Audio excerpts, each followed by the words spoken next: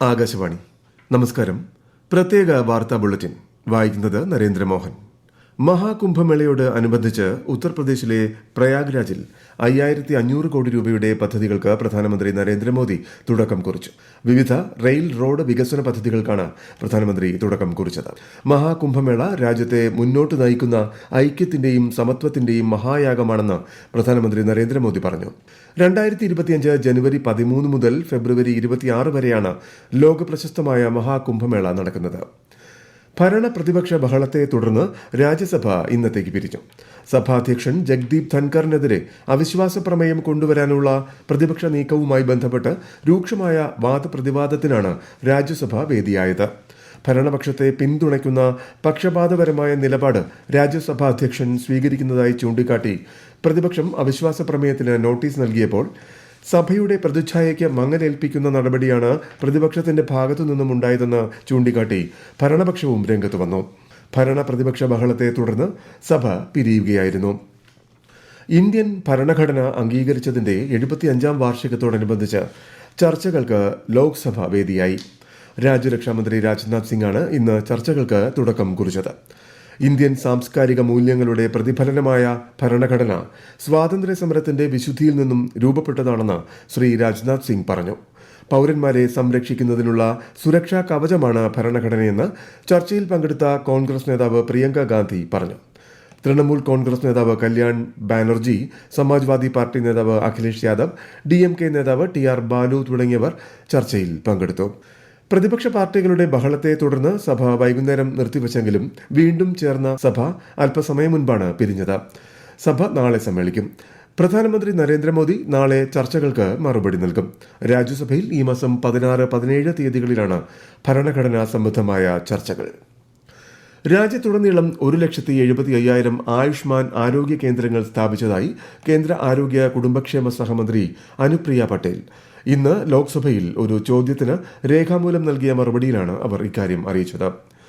അവയവദാനവുമായി ബന്ധപ്പെട്ട വ്യാപകമായ ബോധവൽക്കരണ പരിപാടികളുടെ ഫലമായി രാജ്യത്ത് അവയവദാനം, അവയവം മാറ്റിവെക്കൽ, കോശദാനം എന്നിവയുടെ എണ്ണം വർദ്ധിച്ചുകൊണ്ടിരിക്കുകയാണെന്ന് ആരോഗ്യ കുടുംബക്ഷേമ സഹമന്ത്രി പ്രതാപ് റാവു ജാദവ് പറഞ്ഞു.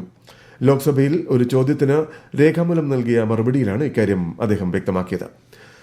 ഉൾനാടൻ ജലപാതകൾ വഴിയുള്ള ചരക്ക് കൈകാര്യം ചെയ്യാനുള്ള രാജ്യത്തിന്റെ ശേഷി നിലവിൽ 133 ദശലക്ഷം മെട്രിക് ടണ്ണായി വർദ്ധിച്ചെന്ന് കേന്ദ്ര സർക്കാർ.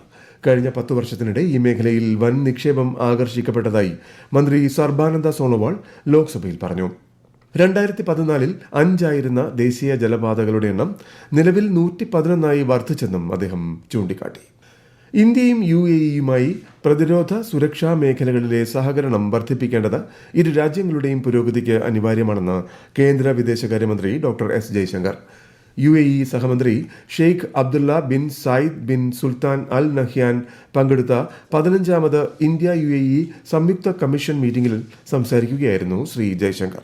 യുക്രൈനിയൻ ഊർജ്ജ കേന്ദ്രങ്ങൾക്ക് നേരെ റഷ്യ വൻതോതിലുള്ള മിസൈൽ ആക്രമണം നടത്തിയതായി യുക്രൈൻ വിദേശകാര്യ മന്ത്രാലയം സ്ഥിരീകരിച്ചു. ഇന്ന് രാവിലെയാണ് വ്യോമാക്രമണം ഉണ്ടായതെന്നാണ് റിപ്പോർട്ട്. യുക്രൈന്റെ വൈദ്യുതി സംവിധാനത്തെയാണ് റഷ്യൻ സേന ലക്ഷ്യമിടുന്നതെന്ന് വിദേശകാര്യമന്ത്രി ആൻഡ്രി സിബിഹ ആരോപിച്ചു.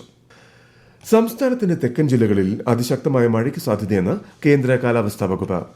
ഇന്ന് തിരുവനന്തപുരം, കൊല്ലം, പത്തനംതിട്ട ജില്ലകളിൽ ഓറഞ്ച് ജാഗ്രത പ്രഖ്യാപിച്ചു. 6 ജില്ലകളിൽ മഞ്ഞ ജാഗ്രതയും നൽകിയിട്ടുണ്ട്. 29ാമത് കേരള രാജ്യാന്തര ചലച്ചിത്രമേളയ്ക്ക് തിരുവനന്തപുരത്ത് തിരിതെളിഞ്ഞു.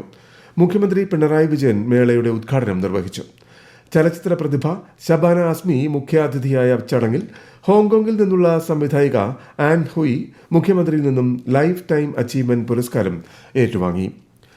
ക്രിസ്മസ് ആഘോഷങ്ങളുടെ ഭാഗമായി ആകാശവാണി തിരുവനന്തപുരം നിലയത്തിന്റെ ആഭിമുഖ്യത്തിൽ നാളെ ശാന്തിഗീതം കരോൾ സന്ധ്യ സംഘടിപ്പിക്കും. വൈകുന്നേരം 5 മണിക്ക് തിരുവനന്തപുരം YMCA ഹാളിലാണ് പരിപാടി. കല്ലടിക്കോട് വാഹനാപകടത്തിന്റെ പശ്ചാത്തലത്തിൽ പാലക്കാട് ജില്ലാ കളക്ടറേറ്റിൽ മന്ത്രി K കൃഷ്ണൻകുട്ടിയുടെ നേതൃത്വത്തിൽ അവലോകന യോഗം നടന്നു. നാളെ RTO, ജില്ലാ പോലീസ് മേധാവി എന്നിവർ സ്ഥലം സന്ദർശിച്ച് റോഡിന്റെ വളവ് നിവർത്തുന്നത് ഉൾപ്പെടെയുള്ള കാര്യങ്ങൾ പരിശോധിക്കും. പ്രദേശവാസികളുടെ അഭിപ്രായം കൂടി കണക്കിലെടുത്ത് കർമ്മ പദ്ധതി തയ്യാറാക്കുമെന്നും മന്ത്രി അറിയിച്ചു. തൊടുപുഴ ന്യൂമാൻ കോളേജിലെ മുൻ പ്രൊഫസർ TJ ജോസഫിന്റെ കൈവെട്ടിയ കേസിലെ 3-ാം പ്രതി MK നാസറിന്റെ ജീവപര്യന്തം ശിക്ഷ ഹൈക്കോടതി മരവിപ്പിച്ചു. പ്രതിക്ക് ഉപാധികളോടെ കോടതി ജാമ്യം അനുവദിച്ചു. പ്രത്യേക വാർത്താ ബുള്ളറ്റിൻ കഴിഞ്ഞു.